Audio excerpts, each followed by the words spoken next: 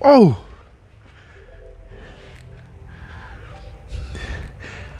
oh my goodness! I wish he had to pull the front valve cover, but we wasted enough time on this. They're not gonna even. I don't feel any of these loose, but what does that matter, guys? This is extremely too risky to repair. Yeah, I will put gloves on because I want to see.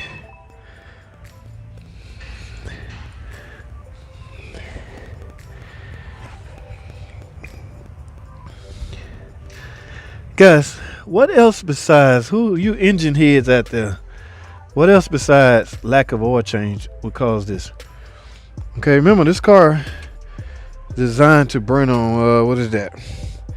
520. All right. Are you guys suggesting that slick 50 or not slick 50, but synthetic oil would have prevented that? Look at this. It's the PCV valve. If you see this, now remember, guys, on the 2.7, the way I go by telling if the car is sludge is removing the crank sensor. Oh, that is cake, straight cake in there, guys. So on a 3.6, this is the best way to tell if your engine is sludged. Simply remove the PCV valve. I'm just in awe, guys. I don't know what else to really say. Number one is it pains me. I'm really hurt.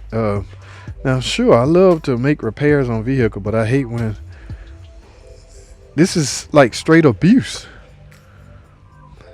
And you know what kills me? I think I don't even want to reveal the car because I don't want to put the customer business out there. But I think this model will alert you when you should get your oil change. Now, can you blame that on that? Can you blame the reason this looked like this on the fact that you never got your alert? That's why a lot of laws are put in place to protect companies that do that. I saw a statement on written down about FCA. Even though any event the algorithm that tells you it's time for your oil change is not working, you still should not let your car go more than maybe 10,000 miles without an oil change. Okay, so that was put there for a purpose, guys, to relieve liability from the company in the event this happened. Because there are some people out there that would say, well, I didn't see where it said to change it, so I didn't think I needed to change. Here it is 10,000 miles later. You still ain't changed it simply because you didn't see a warning or a light that says it's time to change your oil. I don't know what's going through people's head, but I need to take a good. Yes, I've seen sludged up engine, but never a 3.6 this bad, guys. Okay, so I have used up the bulk of my time on this car right here, guys. I'm flabbergasted. Is that the word I'm looking for? I'm shocked. I really am.